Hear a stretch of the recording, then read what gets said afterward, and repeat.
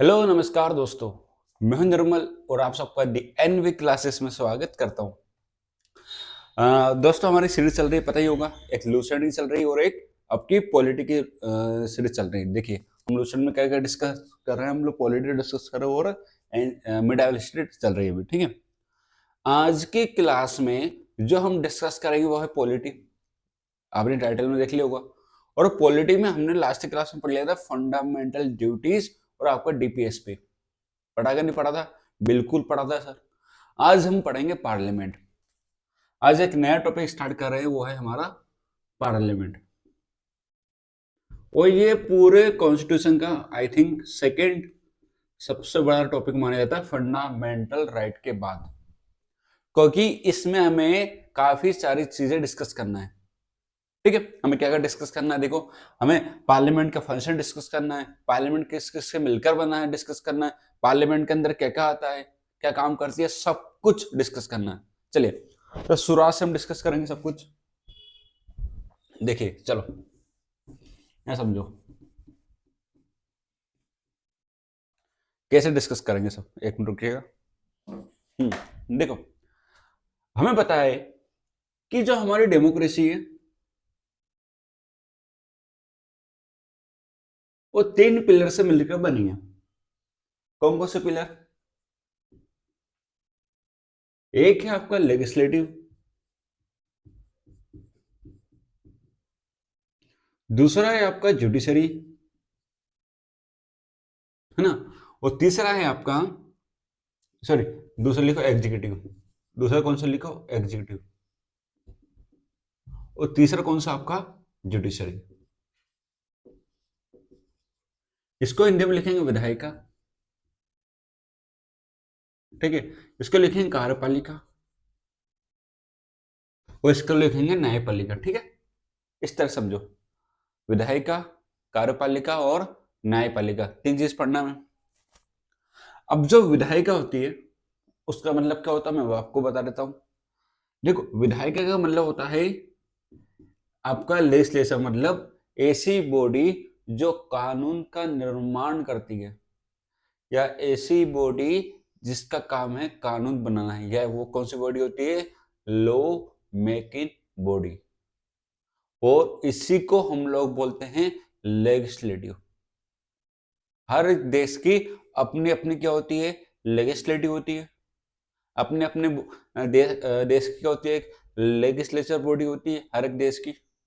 ठीक है, तो हमारे इंडिया की भी है। हमारे इंडिया की दोनों लेवल पर है, एक है सेंट्रल लेवल पर और एक कहाँ है? स्टेट लेवल पर। जो सेंट्रल लेवल पर लेजिस्लेटिव बॉडी बन के बैठी है उसको हम लोग बोलते हैं पार्लियामेंट। या इसका नाम क्या है? संसद। क्या बोलते हैं इसको हम? संसद। वह हर एक राज्य स्तर पर जो लेजिस्लेटिव बॉडी बन के बैठी है हम उसको क्या बोलेंगे? विधानसभा। क्या बोलते हैं उसको? विधानसभा। बोलो, इतना क्लियर है कि नहीं? मैंने क्या बताया? डेमोक्रेसी के तीन पिलर हैं, लेजिस्लेटिव, एग्जीक्यूटिव और जुडिशरी। यहाँ पर जो लेजिस्लेचर है उसके दो पार्ट हैं, एक सेंट्रल लेवल पर है और एक स्टेट लेवल पर होती है। सेंट्रल लेवल पे जो हमारे इंडिया के अंदर जो बॉडी है उसको बोलते हैं हम लोग पार्लियामेंट, और स्टेट लेवल पर जो है उसको क्या बोलेंगे हम लोग? विधानसभा। बोलो, इतना क्लियर है? चलो आगे बढ़ते हैं। आज का जो टॉपिक रहेगा वो रहेगा हमारा पार्लियामेंट, यानी संसद। ठीक है,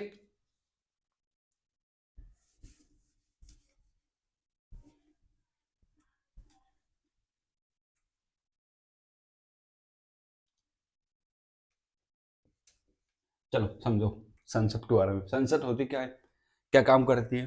देखो,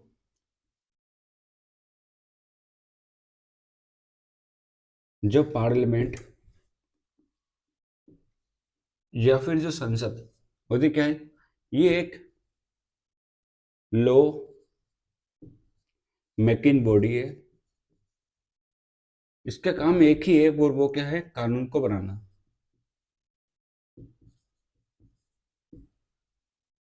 पार्लियामेंट एक लेजिस्लेटिव बॉडी है जिसका एक ही काम है, वो क्या है? कानून को बनाना। ठीक है, अब इसका जिक्र हमारे भारतीय संविधान के आर्टिकल 79 में किया गया है। और क्या लिखा है आर्टिकल 79 के अंदर? आर्टिकल 79 के अंदर लिखा है जो इंडियन कॉन्स्टिट्यूशन किससे मिलकर बना हुआ है? लोकसभा, दूसरा है राज्यसभा,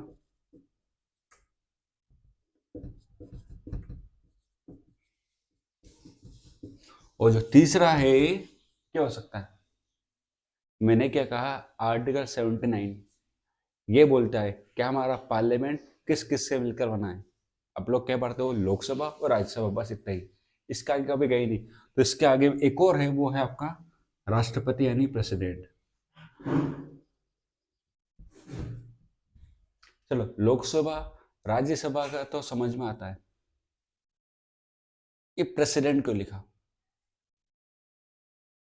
सही बात है ना, लोकसभा का समझ में आ रहा आपने क्यों लिखा है, राज्यसभा का समझ में आ रहा हमें क्यों लिखा आपने, पर प्रेसिडेंट क्यों लिखा है? भाई साहब, प्रेसिडेंट के बिना लोकसभा राज्यसभा ने जो कानून बनाया वो किसी काम के नहीं है। जब तक राष्ट्रपति किसी कानून के ऊपर अप्रूवल ना देना, वो कानून किसी काम का नहीं है। किसी बिल के ऊपर अप्रूवल दे वो कानून नहीं बनेगा, पहली बात तो ये है। तो इसलिए हम लोग प्रेसिडेंट को पार्लियामेंट का एक इंटीग्रल पार्ट मानते हैं, एक ऐसा भाग जो क्या है, बहुत ज्यादा महत्वपूर्ण है। समझ में आ गया? जैसे मैं एग्जांपल देता हूँ, राज्यसभा ने कानून बनाया, लोकसभा ने कानून बनाया, दोनों ने पास कर दिया, कहाँ गया फिर? राष्ट्रपति के पास। राष्ट्रपति उस पर साइन देगा तभी वो आगे बढ़ेगा, नहीं दिया तो आगे बढ़ेगा ही नहीं। इसलिए हम लोग राष्ट्रपति को महत्वपूर्ण हिस्सा मानते हैं, किसका? पार्लियामेंट का। कभी आपसे पूछा पार्लियामेंट किस किस से मिलकर बनी है, तो आपका आंसर क्या होना चाहिए? लोकसभा, राज्यसभा और प्रेसिडेंट। ठीक है इतना? चलो आगे बढ़ते हैं। अब हम एक एक उठाएंगे, पहले पढ़ेंगे लोकसभा के बारे में, फिर पढ़ेंगे राज्यसभा के बारे में, फिर पढ़ेंगे प्रेसिडेंट ऑफ इंडिया के बारे में। देखो अभी तो लेजिस्लेटिव वाला पार्ट कंप्लीट करवा रहा हूँ, फिर एग्जीक्यूटिव में आएंगे, फिर उसके बाद जुडिशरी। ठीक है, ऐसे पढ़ेंगे पूरा। चलो अब उठाते हम लोग हमारा, अब दोनों हाउसेस पढ़ेंगे ना। हम पढ़ेंगे लोकसभा के बारे में और हम डिस्कस करेंगे अभी राज्यसभा के बारे में, प्रेसिडेंट के बारे में ना।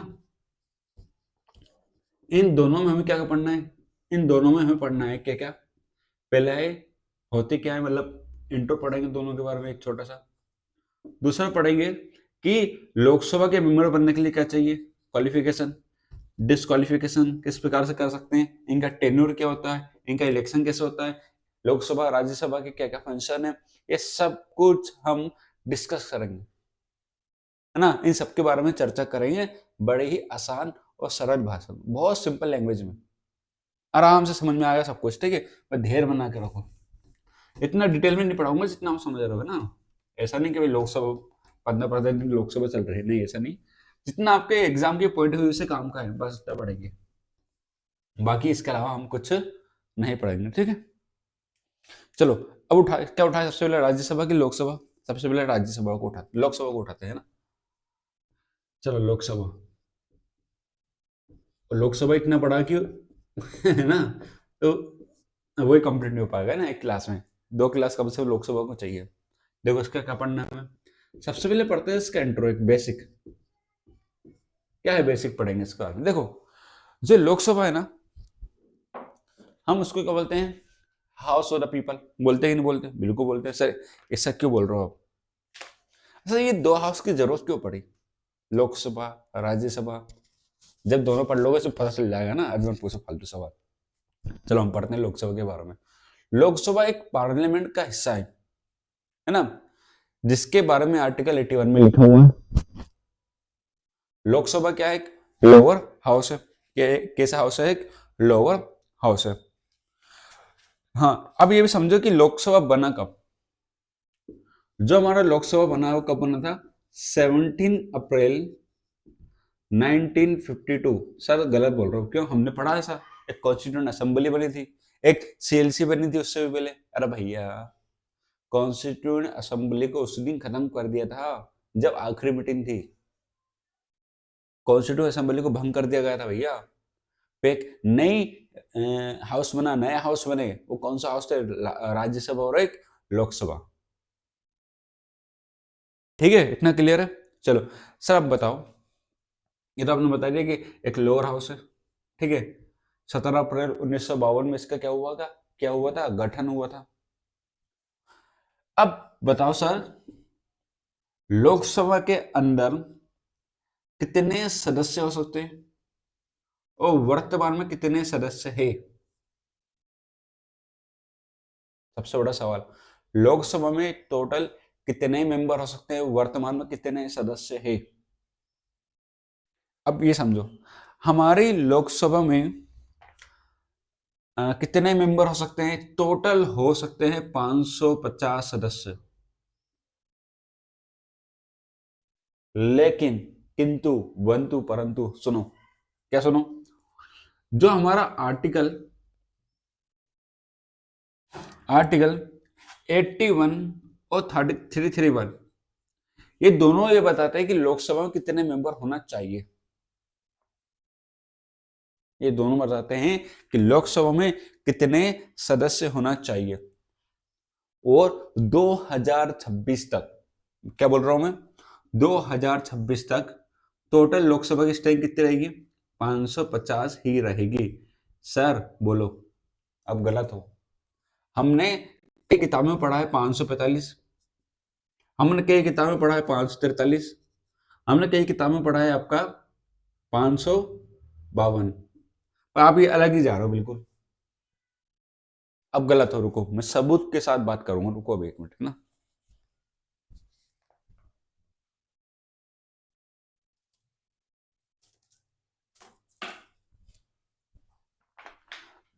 चलो आ गए हम वापिस, है ना। सुनो सुनो सुनो, पहले क्या ओरिजिनल कॉन्स्टिट्यूशन में क्या लिखा हुआ था? हमारे ओरिजिनल कॉन्स्टिट्यूशन में जो संख्या दी गई थी लोकसभा की, वो दी गई थी 500 मात्र। जी हाँ, जो हमारे लोकसभा की पहले स्ट्रेंथ कितनी थी? मात्र 500। बट क्या हुआ, आज वर्तमान में संख्या कितनी हो गई? 550। 2019 में कितनी थी ये? 552। ये दो कहाँ गए? उड़ा दिए क्या दो को? नहीं, उड़ाया नहीं है। हमारे लोकसभा में दो एंग्लो इंडियन का नॉमिनेट होते थे। ये नॉमिनेट कौन करता था? भारत के राष्ट्रपति। अब वो वाला प्रावधान हमने हटा दिया, ठीक है। वो वाला क्या कर दिया? टोटल हमने प्रावधान हटा दिया, इसलिए अब टोटल मेंबर कितने होंगे? 550। क्या पूरी 550 सीट को अलॉट कर दिया क्या? मैं कहूंगा बिल्कुल भी नहीं। तो सर कौन कौन से राज्य जिसको अभी तक सीट नहीं मिली है, और टोटल कितने सदस्य आज की तारीख में पार्लियामेंट लोकसभा के अंदर? चलो मैं बता देता हूँ, हर चीज क्लियर करके आगे बढ़ेंगे। ऐसा नहीं कि ये पार्लियामेंट पढ़ाती है मेंबर करके आगे बढ़ गए, नहीं ऐसा नहीं करेंगे। अपन मैं सबूत निकाल देता हूँ आपके सामने ना, पार्लियामेंट के ऑफिस साइड बता रहा हूँ मैं।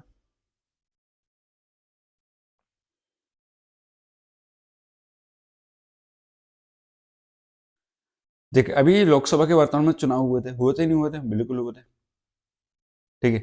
तो हम लिस्ट निकाल रहे हैं अभी।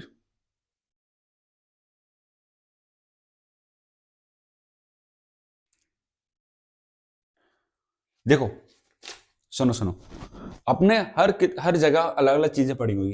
कहीं आपने 550 पढ़ा होगा, कहीं आपने 545 पढ़ा हुआ, कहीं आपने 543 पढ़ा होगा। तो मेरी बात सुन लो, अभी वर्तमान में लोकसभा के अंदर सीट कितनी है? 543 ही है। सुनो अभी, सुनो सुनो, टोटल कितनी सीट होनी चाहिए थी? 550। सीट कितनी है? 545। इस हाँ 552 होनी थी, अब दो एंग्लो इंडियन हटा दिए तो कितनी सीट हो जाएगी? 500 से दो कम कर दिए ना, 545 होनी थी, पर कितनी हो गई अभी? 543, क्योंकि दो एंग्लो इंडियन हट चुके हैं। नहीं आया समझ में? टोटल सीट थी 2019 से पहले 552, तो 545 सीट भरी हुई थी। अब दो एंग्लो इंडियन हट गए, उधर से दो सीट कम हो गई, तो इधर से भी क्या होगी? दो सीट कम हो गई। अब कितने हो गए? 543। मतलब अभी भी 7 सीट लोकसभा में खाली पड़ी है, वो किसी भी राज्य को अलॉट नहीं की गई है।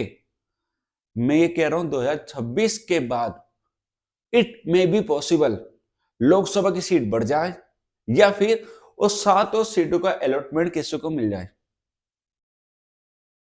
60 सीट अभी भी खाली पड़ी कहां पर, लोकसभा के अंदर। इतना क्लियर आपको? चलो, जरूरत नहीं पड़ी, ठीक है। सर कहां कहां किस किस राज्य को कितनी सीट मिली है, इसके लिए आपको लिस्ट खोलने पड़ेगी, ठीक है। वो लिस्ट पढ़ लेना। अब यहां समझो, इतना समझ में आ गया। सर राज्यों को कितनी सीट मिली है, केंद्र को, सर यूनियन टेरिटरी को कितनी सीट मिली है, अभी आ रहा हूं, उस पर भी आ रहा हूं ना। हर एक चीज पढ़ बताऊंगा यार, क्या करना पड़ता है। चलो सुनो, हमारे लोकसभा के अंदर, ओरिजिनल बता रहा हूं मैं, हटाओ इसको, ओरिजिनल तो हटाओ, 550 से करते हैं ना। स्टेट को, हर एक राज्य को कितनी सीट दी गई है, 530। और केंद्र शासित प्रदेश को कितनी सीट दी गई है, 20। और दो का तो हिसाब किताब ही नहीं खत्म कर दिया, अब तो 2 एंग्लो इंडियन हमारे यहाँ नॉमिनेट नहीं होते हैं। अब आप अपने अपने राज्यों की सीट बता दो कितनी है। किसी के 80 है, किसी के 29 है, किसी 26 है, किसी की 48 है, किसी की 43 है, ऐसे करके। तो हर एक राज्य की जनसंख्या के आधार पर, हर एक राज्य की जनसंख्या के आधार पर उनको सीट का आवंटन किया गया है। जिस राज्य की जनसंख्या ज्यादा है उसको ज्यादा सीट मिली। जिस उत्तर प्रदेश के अंदर आज की तारीख में लोकसभा सीट कितनी है, 80। कितनी सीट उसके पास आज, 80 सीट है, ठीक है। चलो, इतना क्लियर है। आगे बढ़े, मेंबर के बारे में सारी बातें क्लियर हो गई।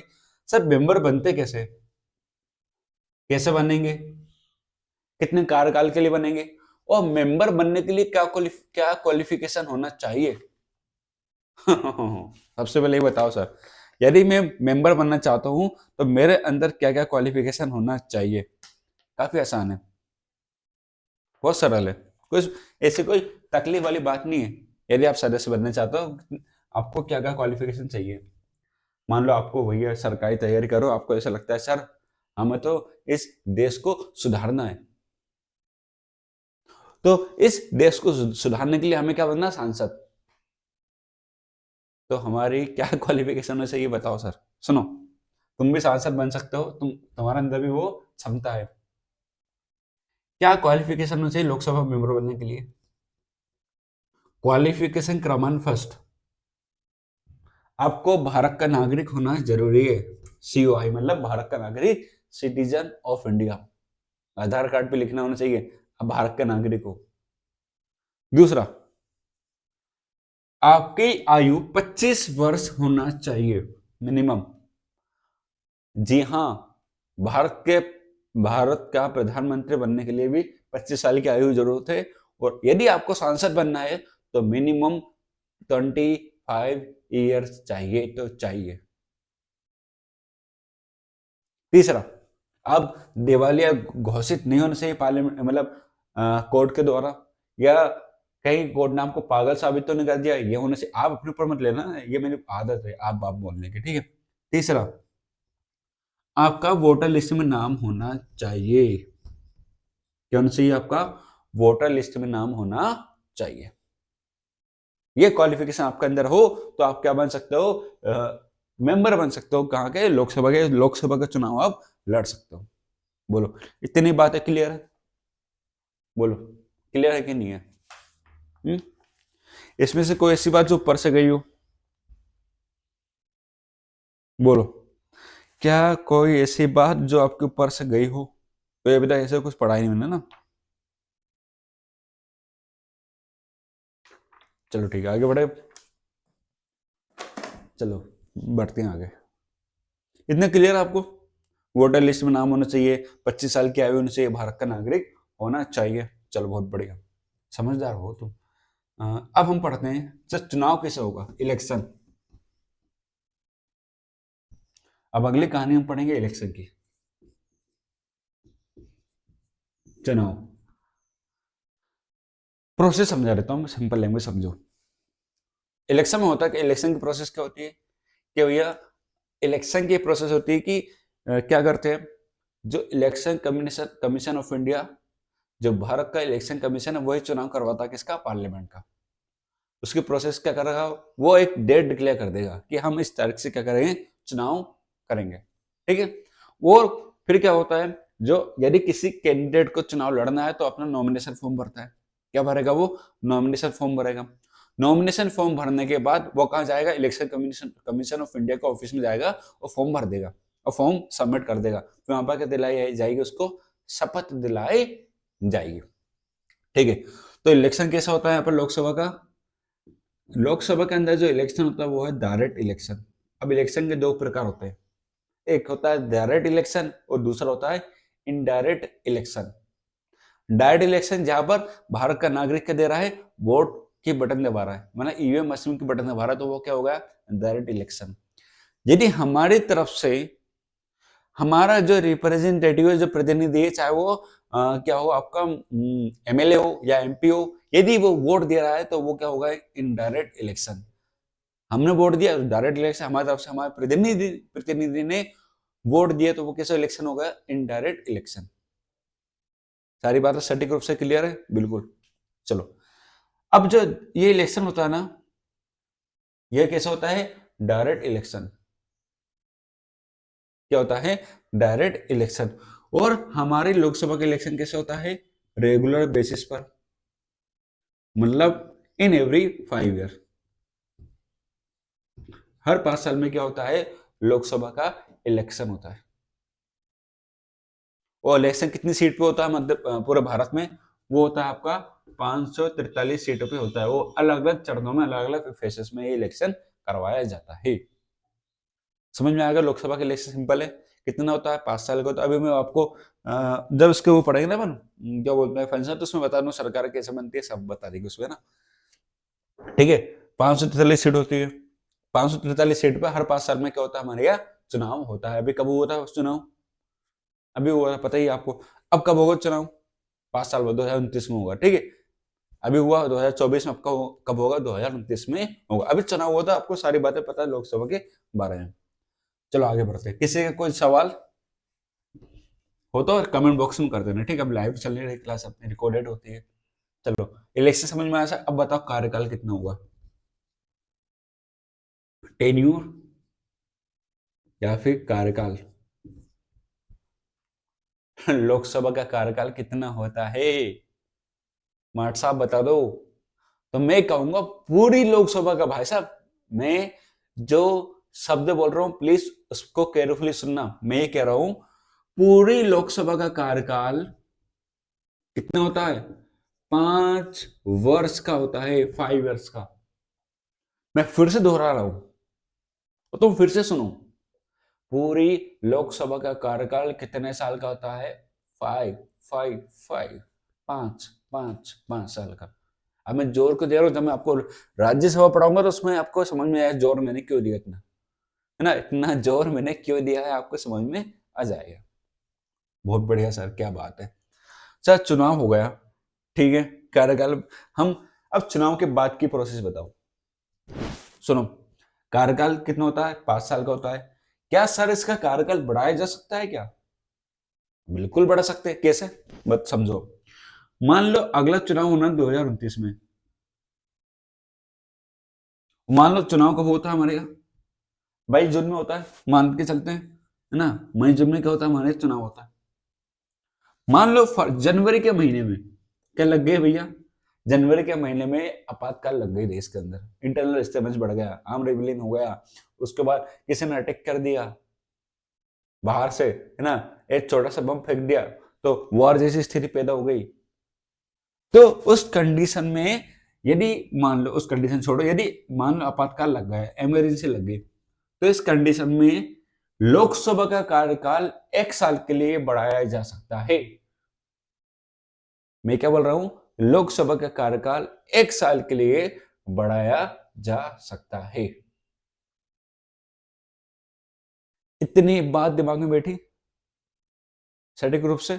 चलो आगे बढ़ते। हाँ, क्या सर इससे पहले कभी लोकसभा का कार्यकाल बढ़ाया गया था? मैं कहूंगा बिल्कुल बढ़ाया गया था। कब? ये बढ़ाया गया था 2000 नहीं 2026 का 42वां संशोधन करके 1976 में लोकसभा का कार्यकाल 5 साल से 6 साल कर दिया था। लोकसभा का कार्यकाल 5 साल से 6 साल कर दिया था। कब? आपके 42वां संविधान संशोधन करके 1976 में। बट वापस से मोरारजी देसाई की सरकार ने 44वां संविधान संशोधन करके 1978 में उसको वापस से 5 साल कर दिया। ठीक है, चलो बहुत बढ़िया, कार्यकाल पूरा समझ में आ गया। चलो सर, कार्यकाल भी हो गया, आओ चुनाव भी जीत गए। एक कैंडिडेट क्या बन गया? Member of parliament. क्या बन गया? एक मेंबर ऑफ पार्लियामेंट भी बन गया। सर इसके बाद की कहानी क्या? इसके बाद की कहानी ये है, जैसे ही मेंबर ऑफ पार्लियामेंट बन जाएगा, लोकसभा का पहला सेशन बुलवाया जाएगा। और लोकसभा का जो पहला सेशन होगा उसमें एक प्रोटेम स्पीकर होगा। ये प्रोटेम स्पीकर कौन बनाएगा? हमारा भारत का राष्ट्रपति। किसी को भी प्रोटेम स्पीकर बना सकते हैं। प्रोटेम स्पीकर बनाने के बाद वो प्रोटेम स्पीकर सभी को शपथ दिलवाएगा। क्या दिलवाएगा? सभी को शपथ। और शपथ के बिना कोई भी सांसद कहाँ नहीं बैठ सकता? लोकसभा के अंदर नहीं बैठ सकता। आपने अभी देखोगे प्रियंका गांधी जी ने अभी शपथ ली, तो मतलब शपथ के बिना आप कहाँ नहीं बैठ सकते? लोकसभा का राज्यसभा के अंदर नहीं बैठ सकते। प्रोटेम स्पीकर के दिलवाएगा शपथ, और फिर ये प्रोटेम स्पीकर इलेक्शन करवा के किसको चुनवाएगा? स्पीकर को। आपने पूरी प्रोसेस देखी होगी, ये न्यूज फॉलो किया करो ना, सब कुछ समझ में आएगा। बोलो, इतना क्लियर है? हाँ, कुछ चीजें रह गई जो बताना जरूरी था। ठीक है, मैं कुछ भूल गया क्या? हाँ, एक चीज और रह गई। हमारी लोकसभा के अंदर क्या दिया गया है? रिजर्वेशन भी दिया गया है। क्या दिया गया है? एसटी एससी को रिजर्वेशन भी दिया गया है। इसको यहाँ पे लिख लो। हमारी लोकसभा के अंदर, बस ये लास्ट है ना आज के लिए, हमारी लोकसभा के अंदर क्या दिया गया है? एसटी एससी को रिजर्वेशन दिया गया है। जो एसटी को रिजर्वेशन दिया गया है वो 85 सीट पे, सॉरी 47 सीट पे दिया गया है, और एससी को 85 सीट पर।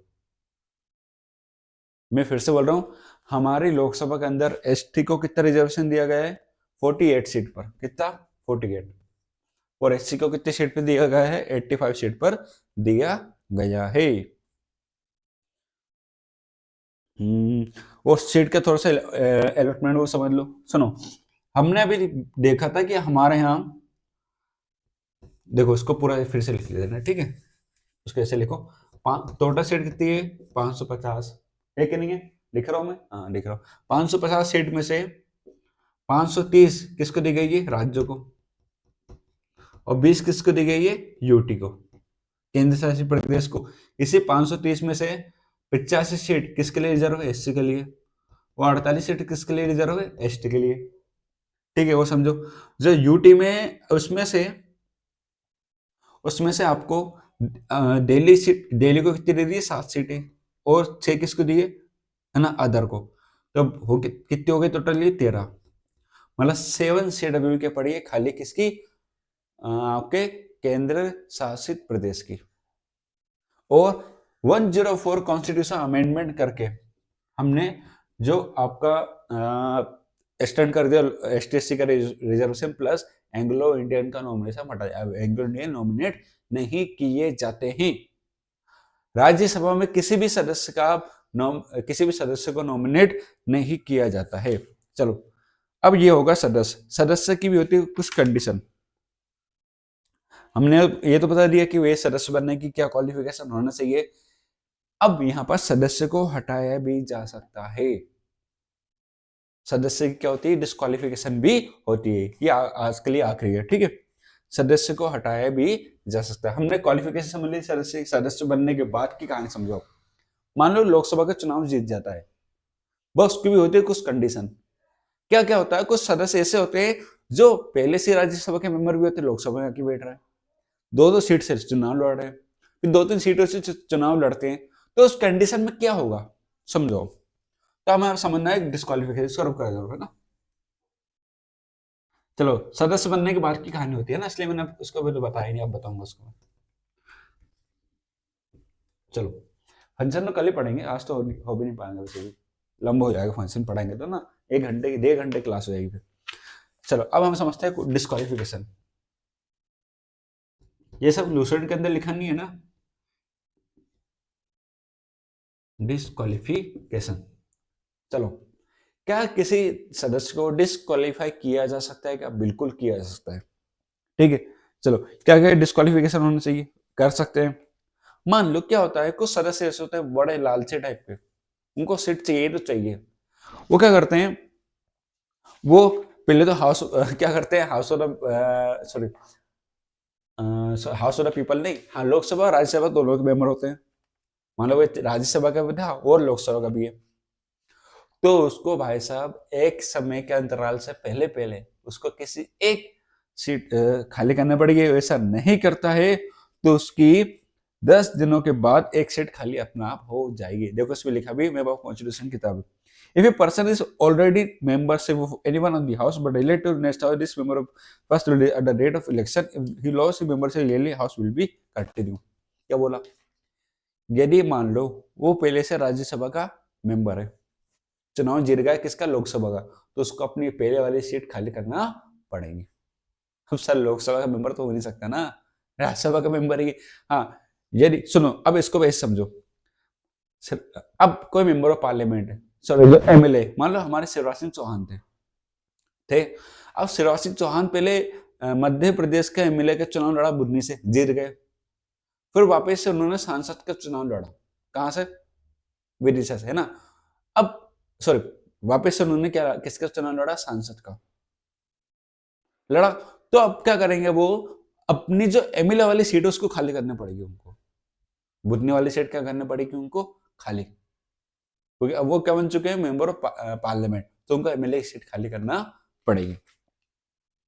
इफ मेंबर रिलेटेड फॉर बड़ा, यदि कोई सदस्य दोनों हाउस में इलेक्टेड हो गया, लोकसभा में भी इलेक्टेड हो राज्यसभा में भी हो गया, तो उसको 10 दिनों के अंदर एक सीट खाली करना पड़ेगी। यदि पहले से राज्यसभा का मेंबर है तो उसको अपनी सीट खाली करना पड़ेगी। सुनो सुनो, कोई मेंबर ऑफ पार्लियामेंट जो पहले से राज्यसभा का सदस्य है, अब वो चाहता है कि मैं चुनाव लड़ूं, कहाँ का, लोकसभा का, तो अपनी सीट खाली करनी पड़ेगी।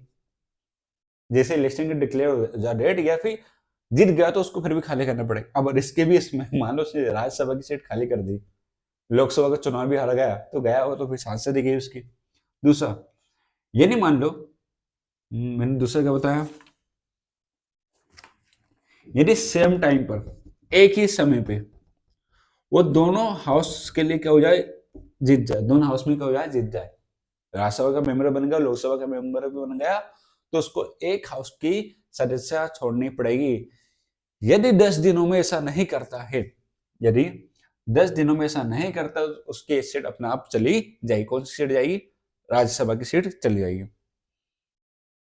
यदि मान लो, जैसा भी बताया ना मैंने, मान लो अभी हमारे मध्य प्रदेश में विधानसभा के चुनाव हुए थे, फिर किसके चुनाव होगा, मान लो लोकसभा के, तो एक सीट क्या खाली करनी पड़ती है 14 दिनों के अंदर अंदर, यदि लोकसभा का चुनाव जीत जाते हैं तो उस कंडीशन में। ठीक है, यदि 2 सीट से चुनाव लड़ते हैं तो फिर क्या होगा, एक सीट छोड़ना पड़ेगी। दोनों से जीत तो सकते नहीं, दोनों से जीत भी गए तो फिर भी एक सीट उनको खाली करना पड़ेगी। दूसरा, यदि कोई सदस्य बिना बताए 60 दिनों के लिए एब्सेंट होता है तो उसको अपनी सीट खाली करना पड़ेगी। ठीक है, इतना क्लियर है।